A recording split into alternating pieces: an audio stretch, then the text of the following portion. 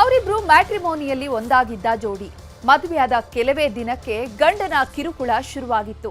ನೋಡೋದಕ್ಕೆ ಚೆನ್ನಾಗಿಲ್ಲ ಅಂತ ಹುಚ್ಚಿಯ ಪಟ್ಟವನ್ನ ಕಟ್ಟಿದ್ದ.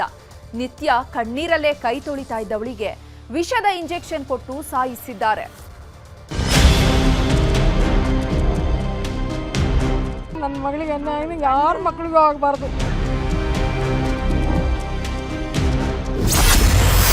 ಮರ್ಕ್ಯುರಿ ಪಾಯ್ಸನ್ ಕೊಟ್ಟ ಪತ್ನಿಯನ್ನೇ ಕೊಂದ. 3 ವರ್ಷದಿಂದ ಮದುವೆ, ಪತ್ನಿಯ ಘೋರ ಹತ್ಯೆ. ಇದೇ ಈ ಹೆಣ್ಮಗಳ ಪಾಲಿನ ಕೊನೆ ಕ್ಷಣಗಳು. 9 ತಿಂಗಳಿಂದ ಕೋಣೆ ಬಿಟ್ಟು ಆಚೆ ಬಾರದವಳು ಜೀವಂತವಾಗಿದ್ದಾಗಲೇ ನರಕ ನೋಡಿದ್ಲು. ಯಾಕಂದ್ರೆ ಈಕೆಗೆ ಕೊಟ್ಟಿದ್ದ ಒಂದೇ ಒಂದು ಇಂಜೆಕ್ಷನ್ ಬದುಕನ್ನೇ ಸರ್ವನಾಶ ಮಾಡಿದೆ.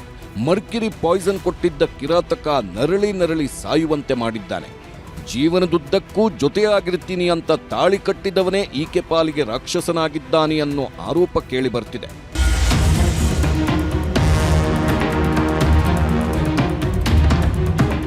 ಈ ಹೆಣ್ಮಗಳ ಹೆಸರು ದಿವ್ಯಾ ಅಂತ. 3 ವರ್ಷದ ಹಿಂದೆ ವೀರಶೈವ ಮ್ಯಾಟ್ರಿಮೋನಿಯಲ್ಲಿ ಬಸವರಾಜ ಅನ್ನೋನ ಪರಿಚಯವಾಗಿತ್ತು. ಒಳ್ಳೆ ಹುಡುಗ ಅಂತ ಕೊರೋನಾ ಕಾಲದಲ್ಲೇ ಮದುವೆ ಮಾಡಿದ್ರು. ಆದ್ರೆ ಗಂಡ ಅನ್ನಿಸ್ಕೊಂಡವನಿಗೆ ಪತ್ನಿ ಜೊತೆ ಸಂಸಾರ ಮಾಡುವುದಕ್ಕೆ ಎಳ್ಳಷ್ಟೂ ಇಷ್ಟ ಇರಲಿಲ್ಲ. ನೀನು ನೋಡೋಕೆ ಚೆನ್ನಾಗಿಲ್ಲ ಅಂತ ಕೊಡಬಾರ್ದ ಕಾಟ ಕೊಡ್ತಿದ್ದನಂತೆ. ಒಬ್ಬ ಮಗ ಹುಟ್ಟಿದ್ರೂ ಬಸವರಾಜ ಮಾತ್ರ ಬದಲಾಗಿರಲಿಲ್ಲ. ಪತ್ನಿಗೆ ಹುಚ್ಚಿ ಪಟ್ಟ ಕಟ್ಟಿದವ ಮನೆಯಲ್ಲೇ ಕೂಡಿ ಹಾಕಿದ್ದನಂತೆ. ಅಪ್ಪಿ ತಪ್ಪಿ ದಿವ್ಯಾ ಮನೆಯವರು ಬಂದ್ರಂತೂ ರಣರಾಕ್ಷಸನಾಗ್ತಿದ್ದ. ಗೌರ್ಮೆಂಟ್ ಹಾಸ್ಪಿಟಲ್ಗೆ ಹೋಗಿ ಚೆಕ್ ಮಾಡಿಸಿದಳು ಅವಳು. ಆಗ ಹೇಳಿದ್ರು ಇದೇನೋ ಮೆಟಲ್ ಇದ್ದಂಗಿದೆ ಅಲ್ಲಮ್ಮ ಅಂತ ಹೇಳಿದ್ದಾರೆ. ಸರಿ, ಆ ಮೆಟಲ್ ಇದೆ, ಹೋಗಿ ಫಸ್ಟು ಡಾಕ್ಟರ್ ಹತ್ರ ತೋರಿಸಿ ಏನು ಅಂತ ಹೇಳಿದಾಗ ಸೀರಿಯಸ್ ಆಗಿ ತೊಗೊಂಡು ಆಗ ಅವಳು ಇದು ಮಾಡೋಕ್ಕೆ ಹೋದಾಗ ಆಗ ಡಾಕ್ಟ್ರು ಆಪ್ರೇಷನ್ ಮಾಡಬೇಕಿದನು ಅಂತ ಹೇಳಿದ್ದಾರೆ. ಆಪ್ರೇಷನ್ ಸರಿ, ಅದಕ್ಕೆಲ್ಲ ಪ್ರಿಪ್ರೇಷನ್ ಮಾಡಿ ಮಾಡಿದ್ದು ಪ್ರೊಸೀಜರ್ ಆದಮೇಲೆ ರಿಪೋರ್ಟಲ್ಲಿ ಹೇಳಿದೆ ಮೆರ್ಕ್ಯೂರಿ ಇದೆ. ದಿವ್ಯಾ ಹೆತ್ತವರು ಹೇಳೋ ಪ್ರಕಾರ ಈತನೇ ದಿವ್ಯಾಗೆ ಮರ್ಕ್ಯುರಿ ಪಾಯ್ಸನ್ ಕೊಟ್ಟಿದ್ದಾನಂತೆ. 9 ತಿಂಗಳ ಹಿಂದೆ ದಿವ್ಯಾಳ ಪ್ರಜ್ಞೆ ತಪ್ಪಿಸಿ ತೊಡೆಗೆ ಇಂಜೆಕ್ಷನ್ ಕೊಟ್ಟಿದ್ದಂತೆ. ಅವತ್ತಿನಿಂದ ದಿವ್ಯಾ ಬದುಕು ಅಕ್ಷರಶಃ ನರಕವಾಗಿತ್ತು. ಸ್ವಾಧೀನ ಕಳ್ಕೊಂಡ ಮಗಳನ್ನ ಹೆಣ್ಣೆತ್ತವರೇ ಆಕ್ಸ್ಫರ್ಡ್ ಆಸ್ಪತ್ರೆಗೆ ದಾಖಲಿಸಿದ್ರು. ಆಗಲೇ ನೋಡಿ ಮರ್ಕ್ಯುರಿ ಪಾಯ್ಸನ್ ಇಂಜೆಕ್ಷನ್ ಕೊಟ್ಟಿದ್ದು ಗೊತ್ತಾಗಿದೆ. ಹೀಗಾಗಿ ನಿನ್ನೆ ತಾನೇ ಗಂಡನ ವಿರುದ್ಧ ದೂರು ನೀಡಿದ್ರು. ಯಾವಾಗ ದಿವ್ಯಾ ಸ್ಥಿತಿ ಕ್ಷಣಕ್ಕೂ ಬಿಗಡಾಯಿಸೋದಕ್ಕೆ ಶುರುವಾಯಿತು, ವಿಕ್ಟೋರಿಯಾ ಆಸ್ಪತ್ರೆಗೆ ಶಿಫ್ಟ್ ಮಾಡಿದ್ದಾರೆ. ಆದರೆ ಅಲ್ಲೂ ಈ ಹೆಣ್ಮಗಳನ್ನ ಉಳಿಸಿಕೊಳ್ಳೋದಕ್ಕಾಗಿಲ್ಲ. ದಿವ್ಯಾ ಸಾಯ್ತಿದ್ದಂತೆ ನಮ್ಮ ಅಳಿಯನೇ ಸಾಯಿಸಿದ್ದಾನೆ ಅಂತ ದಿವ್ಯಾ ಕುಟುಂಬಸ್ಥರು ಆರೋಪ ಮಾಡುತ್ತಿದ್ದಾರೆ. ಮಗಳಿಗೆ ತುಂಬಾ ಅನ್ಯಾಯ ಆಗಿದೆ. 37 ವರ್ಷ ಅವಳಿಗೆ ಆವತಿ ತಗೊಂಡ್ಬಿಡ್ತಾ ಪಾಯ್ಸನ್ ಅನ್ನೋದು. ಅದಕ್ಕೋಸ್ಕರ ನನ್ನ ಮಗಳಿಗೆ ಅನ್ಯಾಯ ಆಗಿದೆ, ಯಾರ ಮಕ್ಕಳಿಗೂ ಆಗಬಾರ್ದು. ಅವರು ಅದು ನಮ್ಮ ಮಗಳಿಗೆ ಪ್ರಜ್ಞೆ ತಪ್ಪಿಸಿ ಪಾಯ್ಸನ್ ಪಾದರಸ ಅಂತ ಹೇಳ್ತಾರೆ ನೋಡಿ, ಪಾದರಸ ತಂದು ಅವಳಿಗೆ ಪ್ರಜ್ಞೆ ತಪ್ಪಿಸಿ ಇಂಜೆಕ್ಷನ್ ಮಾಡಿರೋದು. ಬಸವರಾಜು ಹಾಗೂ ಆತನ ತಂದೆ ವಿರುದ್ಧ ಕೇಸ್ ದಾಖಲಾಗಿದೆ. ತನಿಖೆ ಶುರು ಮಾಡಿರೋ ಪೊಲೀಸರು ಇಂಜೆಕ್ಷನ್ ಕೊಟ್ಟಿದ್ಯಾರು ಅನ್ನೋದನ್ನ ಬಯಲಿಗೆಳೆಯಬೇಕಿದೆ. ಒಟ್ನಲ್ಲಿ ಈ ಹೆಣ್ಮಗಳ ಪಾಲಿಗೆ ಮದುವೆ ಅನ್ನೋದೇ ಮಸಣವಾಗಿದ್ದಂತೂ ದುರಂತ. Gangadhar ವಾಗಟ, crime bureau, news 18. ಆತ ಪಿಜಿಯಲ್ಲಿ ವಾಸವಾಗಿದ್ದ ಯುವತಿಯನ್ನ ಪರಿಚಯ ಮಾಡಿಕೊಂಡಿದ್ದ. ಆಗಾಗ ಆಕೆ ರೂಮ್ಗೆ ಹೋಗಿ ಬರ್ತಿದ್ದ. ಈ ಮಧ್ಯೆ ಪೊಲೀಸರ ವೇಷದಲ್ಲಿ ಸ್ನೇಹಿತರನ್ನ ಕರೆಸಿಕೊಂಡು ಸುಲಿಗೆ ಮಾಡಿಸಿದ್ದಾನೆ. ಅಮಾಯಕನಂತೆ ಗೆಳತಿ ರೂಮ್ಗೆ ಹೋದ. ಸ್ನೇಹಿತರನ್ನ ಕರೆಸಿ ಸುಲಿಗೆ ಮಾಡಿಸಿದ ಕೀಚಕ.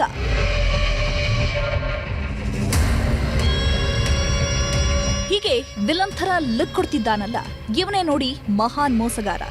ಯುವತಿಗೆ ಮಕ್ಕರ್ ಮಾಡಿದ ಕಿರಾತಕ. ಹೆಸರು ಮೊಹಮ್ಮದ್ ನಜಾಸ್ ಅಂತ. ಕೇರಳ ಮೂಲದವನು. ಪಕ್ಕ 420 ಗಿರಾಕಿ. ಇತ್ತೀಚೆಗೆ ಟೀ ಶಾಪ್ನಲ್ಲಿ ಯುವತಿ ಒಬ್ಬಳನ್ನ ಪರಿಚಯ ಮಾಡಿಕೊಂಡಿದ್ದ. ಅಲ್ಲಿಂದ ನಿತ್ಯ ಮೆಸೇಜ್ ಮಾಡೋದಕ್ಕೆ ಶುರು ಮಾಡಿದ್ನಂತೆ.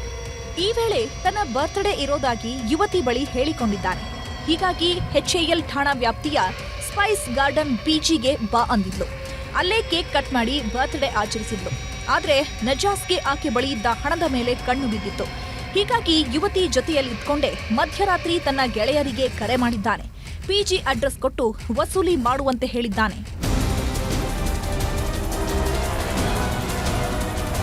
ನಜಾಸ್ ಮೆಸೇಜ್ ಕೊಟ್ಟಿದ್ದೆ ತಡ 4 ರಿಂದ 5 ಮಂದಿಯ ಗ್ಯಾಂಗ್ ಯುವತಿ ಇದ್ದ ಪಿಜಿಗೆ ಎಂಟ್ರಿ ಕೊಟ್ಟಿತ್ತು. ಮಧ್ಯರಾತ್ರಿಯಲ್ಲಿ ಡೆಲಿವರಿ ಬಾಯ್ ಎಂದು ಬಾಗಿಲು ತಟ್ಟಿದ್ರು. ಡೋರ್ ಓಪನ್ ಮಾಡ್ತಿದ್ದಂತೆ ನಾವು ಪೊಲೀಸರು, ಇಲ್ಲಿ ಡ್ರಗ್ಸ್ ಇರೋ ಮಾಹಿತಿ ಇದೆ ಅಂತ ಹೇಳಿ ಮನೆಯೆಲ್ಲ ಹುಡುಕಾಡಿದ್ದಾರೆ. ಯುವತಿ ಮೊಬೈಲ್ ಕಸಿದುಕೊಂಡು 5 ಲಕ್ಷ ಹಣಕ್ಕೆ ಡಿಮ್ಯಾಂಡ್ ಮಾಡಿದ್ದಾರೆ. ಹಣ ಕೊಡದಿದ್ರೆ ಮತ್ತೆ ಬರೋದಾಗಿ ಬೆದರಿಸಿ ಎಸ್ಕೇಪ್ ಆಗಿದ್ರು. ಕೂಡಲೇ ಯುವತಿ ಪೊಲೀಸರಿಗೆ ದೂರು ಕೊಟ್ಟಿದ್ಲು. ಪೊಲೀಸರ ತನಿಖೆ ವೇಳೆ ಇದೆಲ್ಲ ನಜಾಸ್ ಪ್ಲಾನ್ ಅನ್ನೋದು ಬಯಲಾಗಿದೆ. ಸದ್ಯ ಮೊಹಮ್ಮದ್ ನಜಾಸ್, ಸರುಣ್, ವಿಷ್ಣು ಕೇಟಿ, ದಿವಾಕರ್, ಮಧುಕುಮಾರ್ ಮತ್ತು ಕಿರಣ್ ಎಂಬಾತನನ್ನ ಪೊಲೀಸರು ಅರೆಸ್ಟ್ ಮಾಡಿದ್ದಾರೆ.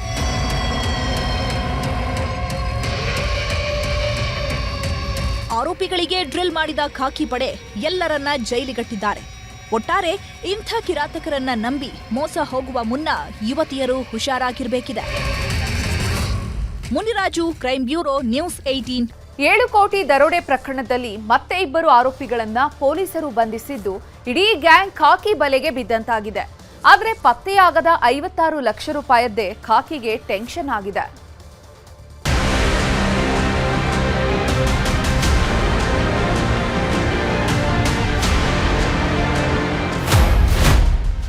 $7.11 ಕೋಟಿ ರಾಬರಿ ಕೇಸ್, ಮತ್ತಿಬ್ಬರು ಅರೆಸ್ಟ್.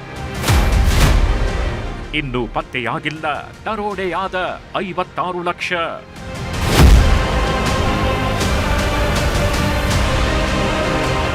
ಬೆಂಗಳೂರು ಪೊಲೀಸರ ನಿದ್ದೆಗೆಡಿಸಿದ್ದ 7.11 ಕೋಟಿ ದರೋಡೆ ಕೇಸ್ ದಿನಕ್ಕೊಂದು ಟ್ವಿಸ್ಟ್ ಪಡೆದುಕೊಳ್ತಿದೆ.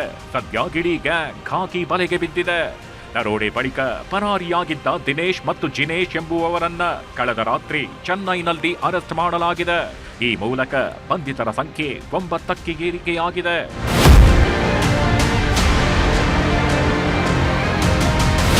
ದರೋಡೆ ಗ್ಯಾಂಗ್ನಲ್ಲಿದ್ದ ದಿನೇಶ್ ಮತ್ತು ಜಿನೇಶ್ ಘಟನೆ ಬಳಿಕ ಚಿತ್ತೂರು, ವೇಲೂರು ಮಾರ್ಗವಾಗಿ ಚೆನ್ನೈಗೆ ಎಸ್ಕೇಪ್ ಆಗಿದ್ರು. ಪೊಲೀಸರು ಕೂಡ ವೇಲೂರು, ಚಿತ್ತೂರು ವ್ಯಾಪ್ತಿಯಲ್ಲಿ ತೀವ್ರ ಶೋಧ ನಡೆಸಿದ್ರು. ಅಲ್ಲದೆ ಇವರಿಬ್ಬರ ಬಳಿ ಉಳಿದ 56 ಲಕ್ಷ ಹಣ ಇದೆ ಅನ್ನೋ ಶಂಕೆಗಿತ್ತು. ಆದ್ರಿಂದ ಇಬ್ಬರ ಪತ್ತೆಗೆ ತೀವ್ರ ಶೋಧ ನಡೆಸಿದ ವಿಶೇಷ ತಂಡಗಳು ನಿನ್ನೆ ರಾತ್ರಿ ಚೆನ್ನೈ ಬಳಿ ಬಂಧಿಸಿದ್ದಾರೆ. ಆದರೆ ಬಂಧಿತರ ಬಳಿ ನಯಾ ಪೈಸೆ ಹಣ ಪತ್ತೆಯಾಗಿಲ್ಲ. ಪೊಲೀಸರ ವಿಚಾರಣೆ ವೇಳೆ ಹಣ ನಮ್ಮ ಬಳಿ ಇಲ್ಲ ಎಂದಿದ್ದಾರೆ. ಅದರಿಂದ ಎಲ್ಲ ಆರೋಪಿಗಳನ್ನ ಒಟ್ಟಿಗೆ ಸೇರಿಸಿ ಬಾಯಿ ಬಿಡಿಸಲು ತನಿಖಾ ತಂಡ ಮುಂದಾಗಿದೆ. ಫಸ್ಟ್ 3 ಜನ, ಮತ್ತೆ ನಂತರ 3 ಜನ, ಮತ್ತೆ ಒಬ್ಬ, ಈಗ ಇಬ್ಬರು, ಟೋಟಲ್ ಸೇರಿ ಈಗ 9 ಜನ ಅರೆಸ್ಟ್ ಆಗಿದೆ. ಇಲ್ಲಿವರೆಗೆ 6.29 ಕ್ರೋರ್ಸ್ ರಿಕವರಿ ಆಗಿದೆ.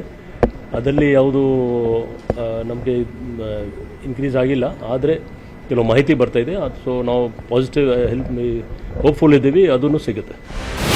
ಪ್ರಕರಣದಲ್ಲಿ ಈವರೆಗೆ 6.55 ಕೋಟಿ ಜಪ್ತಿಯಾಗಿದೆ. ಆದರೆ ಉಳಿದ 56 ಲಕ್ಷ ಹಣದ ಬಗ್ಗೆ ಇನ್ನೂ ಸುಳಿವು ಸಿಕ್ಕಿಲ್ಲ. 56 ಲಕ್ಷದಲ್ಲಿ 40 ಲಕ್ಷ ಪರಿಚಯಸ್ಥರಿಗೆ ಕೊಟ್ಟಿರೋ ಬಗ್ಗೆ ಮಾಹಿತಿ ಸಿಕ್ಕಿದೆ. ಅಲ್ಲದೆ ಒಂದಷ್ಟು ಹಣ ಖರ್ಚು ಮಾಡಿಕೊಂಡಿದ್ದಾರೆ ಎನ್ನಲಾಗಿದೆ. ಸದ್ಯ ಈ ಹಣದ ಪತ್ತೆಗೆ ಬ್ಯಾಂಕ್ನಿಂದ ಸೀರಿಯಲ್ ನಂಬರ್ ಪಡೆದು ಪೊಲೀಸರು ತನಿಖೆ ಕೈಗೊಂಡಿದ್ದಾರೆ. ಹಣದ ಜೊತೆಗೆ ಎಟಿಎಂ ವಾಹನದ ಸಿಸಿಟಿವಿ ಡಿವಿಆರ್ ಕೂಡ ಪತ್ತೆಯಾಗಿಲ್ಲ. ಡಿವಿಆರ್ ಅನ್ನ ಚಿತ್ತೂರು ಕಾಡಿನಲ್ಲಿ ಎಸೆದ ಅನುಮಾನವಿದೆ. ಅಲ್ಲದೆ ಡಿವಿಆರ್ ಪ್ರಕರಣದ ಪ್ರಮುಖ ಎವಿಡೆನ್ಸ್ ಆಗಿರೋದ್ರಿಂದ ಪೊಲೀಸರು ಹುಡುಕಾಟ ನಡೆಸಿದ್ದಾರೆ. ತನಿಖೆ ವೇಳೆ ಝೇವಿಯರ್ ಪ್ರಮುಖ ಆರೋಪಿ ಅನ್ನೋದು ಗೊತ್ತಾಗಿದೆ. ಕೆಲಸ ಇಲ್ಲದೆ ಮನೆಯಲ್ಲಿ ಖಾಲಿ ಕೂತಿದ್ದವ ದರೋಡೆಗೆ ಸ್ಕೆಚ್ ಹಾಕಿ ಕೃತ್ಯ ಎಸಗಿದ್ದು ಗೊತ್ತಾಗಿದೆ. Muniraju, crime bureau, news 18 Bengaluru. ಇವಿಷ್ಟು ನಮ್ಮ ಬೆಂಗಳೂರಿನ ಪ್ರಮುಖ ಸುದ್ದಿಗಳು. ನೋಡ್ತಾ ಇರಿ ನ್ಯೂಸ್ 18, ಜಾಲ ನಮ್ಮದು, ಬಲ ನಿಮ್ಮದು.